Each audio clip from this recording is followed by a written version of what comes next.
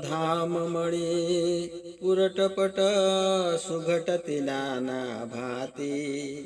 सिया निवास सुंदर सदन शोभा किमि कही जाति। सियावर रामचंद्र की जय। उज्ज्वल राज मंदिर, उन पर सोने की पटली नाना भांति के मणियों से सुंदर जड़ी हुई है।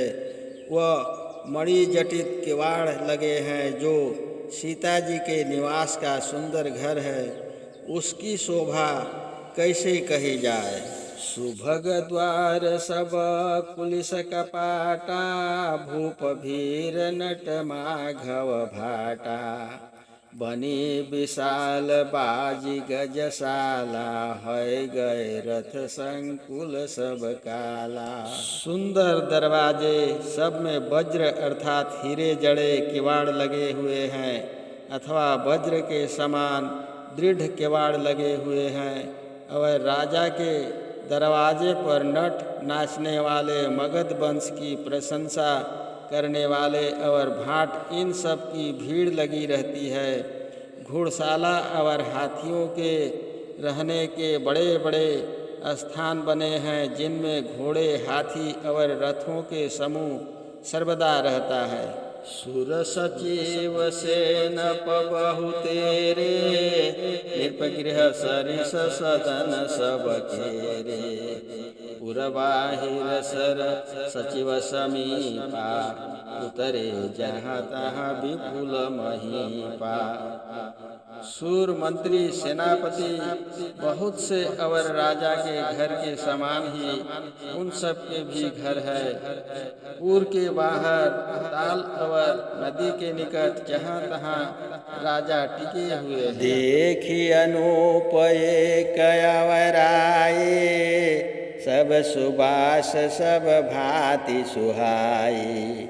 कौशिक कहु मोर मन माना। यहाँ रहिए रघुबीर सुजाना। एक सुंदर बगीचा देखकर, जो कि सब प्रकार से विश्रामदायक और शोभायमान था, विश्वामित्र जी ने कहा, मेरा मन इस स्थान में रमता है। हे सुजान राम जी, यहाँ ही रहिए। भले ही नाथ कही कृपा निकेता। उतरे तहाँ मुनि वृंद समेता। विश्वामित्र महामुनि आए। समाचार मिथिलापति पाए।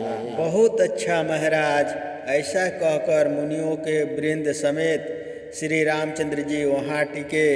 महामुनि विश्वामित्र जी आए हैं, यह समाचार जनक जी पाए। संग सचिव सुचि भूरि भट।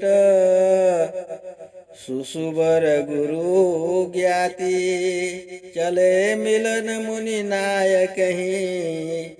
मुदित राव यही भांति। सियावर रामचंद्र की जय। तब उत्तम मंत्री, बड़े बड़े योद्धा, श्रेष्ठ ब्राह्मण, गुरु और जाति के लोगों को संग लेकर इस प्रकार मुनि के नायक विश्वामित्र जी से मिलने को राजा जनक जी प्रसन्न होकर चले। किन्ह प्रणाम चरण धरि माथा। दीनय शेष मुदित मुनिनाथा।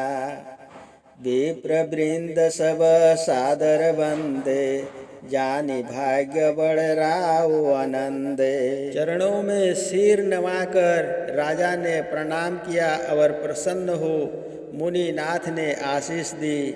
सब ब्राह्मणों को आदर पूर्वक प्रणाम किया और राजा ने अपना बड़ा भाग्य जान आनंदित हुए। कुशल प्रश्न करि बारहि बारा। विश्वामित्र नृपहि बैठारा। तेहि अवसर आए दो भाई। गए रहा देखन फुलवाई। बार बार कुशल पूछकर विश्वामित्र जी ने राजा को बैठाया। उसी समय श्री रामचंद्र जी और लक्ष्मण जी दोनों भाई आए, जो कि फूल वाटिका देखने चले गए थे। श्याम गौर मृदु बयस किशोरा। लोचन सुखद विश्वचित चोरा। उठे सकल जग रघुपति आए, विश्वामित्र निकट बैठाए। श्याम और गौर शरीर, कोमल और किशोर अवस्था, नेत्रों को सुख देने वाले संसार के चितचोर श्री रामचंद्र जी जब आए तब सब उठे और विश्वामित्र जी ने उनको निकट बैठाया। यहाँ विश्वामित्र जी ने चक्रवर्ती राजा दशरथ की मर्यादा रखी कि उनके कुंवर को देखकर सब खड़े हुए और जनक के आगमन में रघुराज फुलवाड़ी देखने चले गए थे। भे सब सुखी देखी दो भ्राता, बारी बिलोचन पुलकित गाता। मूर्ति मधुर मनोहर देखी, भयउ विदेह विदेह विषेखी। दोनों भाइयों को देखकर सब सुखी हुए, नेत्रों में जल भर आया, शरीर पुलकित हो गया। श्री रामचंद्र जी की मधुर मनोहर मूर्ति देखकर विदेह जनक जी, विदेह अर्थात जनक जी का विदेह नाम विशेषकर सार्थक हुआ। देह की सूध भूल गए अथवा राम की मूर्ति देखकर देही हो गए, प्रेम में मग्न हो गए, वैराग्य जाता रहा। कक्कार शुक्ल द्वादशी को दर्शन हुआ। प्रेम मगन मन जानि नृप, करि विवेक धरि धीर। बोले मुनि पद नाई सिर, गद गद गिरा गंभीर सिया।